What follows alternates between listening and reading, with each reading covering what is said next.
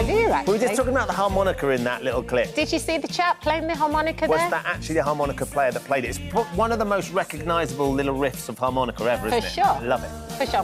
The amazing Boy George is going to be joining us a little bit later on. Culture Club are going back on tour across the country, so we will ask him that. The man in the video, is that the guy that actually played that bit of harmonica? It looked like he was playing it through his nose, weirdly. It's very weird. So all of that on the way, plus all of this. Yeah, Nick Ferrari. Do you really want to make me cry?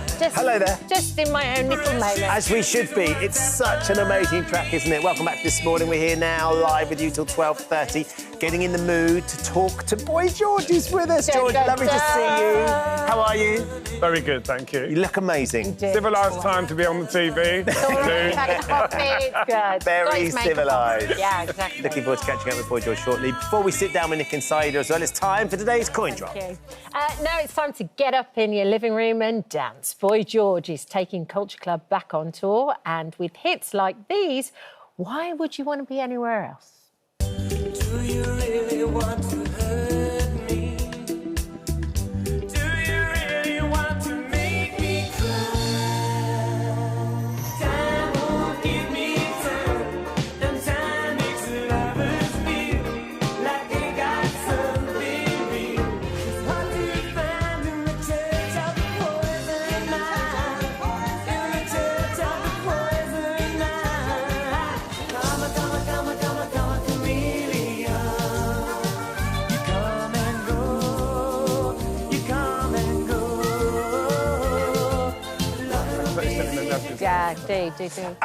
Lovely to have you here with us, George. Thank you so much for popping in. We were listening to that wonderful clip of Chameleon and the harmonica player in the video. Is that the harmonica player that actually plays the harmonica in the song? I don't think it is. We didn't The think harmonica it player was. was actually quite a famous guy called Judd Lander. Yeah. So actually, I don't know why he didn't get there. It was the 80s. If you didn't look right, you weren't in the video. Right, OK. Because we looked at it and we're like, he doesn't look as though he's playing that. Oh, Here we go, look. It looks like he's playing it with his nose. We were doing Bridgerton before it was trendy. Look at us. I mean, it's so ahead of its time in a funny sort of way. Oh, lady whistle down. Upstream of fashion. It's such a magical song, though. It is, and it's a song that won't go away. It's in Despicable Me. It's in the Virgin adverts. It just won't. It's like this song that just keeps. It's like a boomerang. It just keeps coming back. Do you still, listen to it fondly? Yeah, I've started doing this thing on my solo tour. I even opened with it one night. Did you? Which is so outrageous, because usually you save it to the end. That'd be the big one, Yeah. I was like, you know what? There's loads of other songs. Let me open with it. And it was quite interesting, because people were rushing in because they didn't miss the opening, because obviously people don't do that. But, yeah, it's just a great song. I couldn't write it now. Why? Well, I don't know if I would. In what way? Because of the... I don't know, just that particular song, it's like...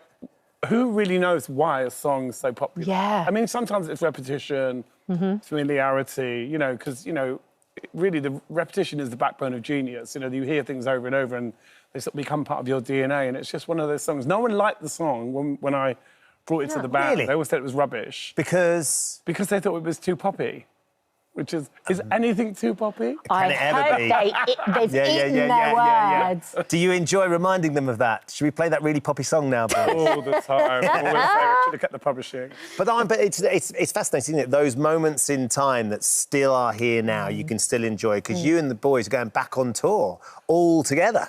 We are doing a celebration of our first two albums. So Kissing to Be Clever and Colour by Numbers, absolutely in order. Which is As they brilliant. are on the album. Exactly, and they're quite short, those albums. The first album's only about 35 minutes long. Because we just didn't do, it's all about choruses. Yes. Yeah. It's funny because I've been re-recording the songs as well, and it's just so brilliant when you climb into them and you think, what was I thinking when I wrote those lyrics? They're so almost like beautifully naive. Yeah. And what's the difference, do you think, between touring back then and touring now? I think I kind of enjoy it more now because I make the whole process fun. Yeah.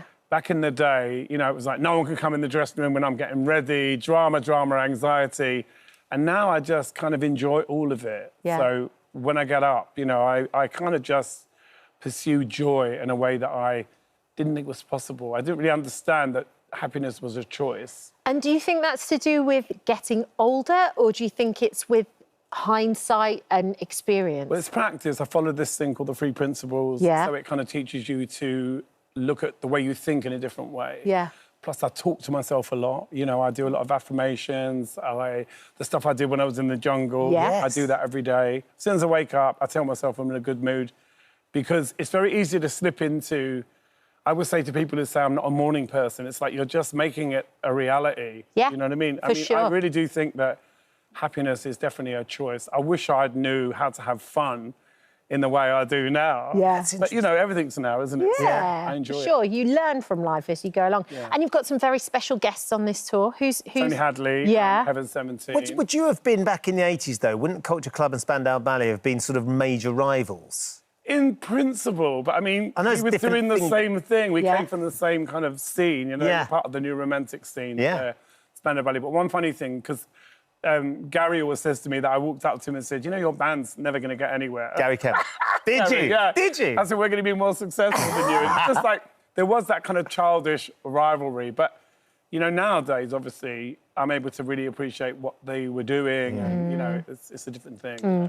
I think it was also such a moment in time, that time. Well, like when Martin came on the show, and he was talking about going to the Blitz, and that the 80s, it was like in colour. It was like seeing the world in Technicolor, and it was just a different time. I remember seeing Spandau Ballet. They came into the squat I was living in, and they were doing a photo shoot in the hallway, and they were in their, you know, their capes and their tartan, and it was like, you know, just, you know, I remember it so vividly. Yeah. You know, and obviously we all thought we were going to be famous first. Yeah. It was like, oh, I'll never get anywhere. You know, it was so competitive. But his mum used to make their outfits, Yeah. and she didn't put a zip in the front, so he couldn't ever go to the toilet as well. That was one of the other pains of doing My it. mum used to make a lot of my made yours stuff. too. She became my sort of collaborator. After, at first, kind of being totally against it, then Yeah. realising, you know, she couldn't stop me, so she encouraged me. So really embraced it. So you've got painting. You're doing an exhibition with. They're showing your paintings with David Bowie, Madonna. Yeah, they're paintings I've done of Bowie and Madonna I and see. myself. And actually, I've never done an exhibition in the UK. I've done them in Europe, Belgium, Denmark, and Monaco. This is my first British show. How do you feel about people seeing them over here? I mean, I they're love extraordinary them. They look pictures. amazing. I love the doing. I'm a doing person. I love, the Japanese call it ikigai, where you find, I love to get up and I love to work on things. People always say to me, you never stop. And I'm like, what does that even mean? Yeah. Because if you make your work fun, it's not work. Yeah. And you've got a new song out as well. I've got a song up for Grammy. No, it's not nominated yet, but it's considered. I've actually got 2 songs up for Grammys. One with Paris Savette and Kiki Rowland. Yeah. You're Not the One. Yes. And also Electric Energy with Ariana DeBose. So I've got 2 up, so hopefully one of them will get it. But this is the doing and the showing. You're doing these, and you know, that's the point, isn't it? You are still performing. You're still, you know, creativity keeps me out of trouble. That's the best way. Which is always good. You know, using my hands and my imagination, it just keeps me out of trouble. Well, long may I it love continue. Yeah, for sure. We like you Your getting in UK and trouble. Ireland tour, you're going away with Tony Hadley, Heaven 17, and the tickets are on sale. Yeah. Absolutely, and we're sold out in Wales. They love me in Wales. Thank you, Wales. God. You know what I mean? Thank you for coming today. Thank Lovely you. to see you, George. Yeah, God bless. The Loose Women are up next.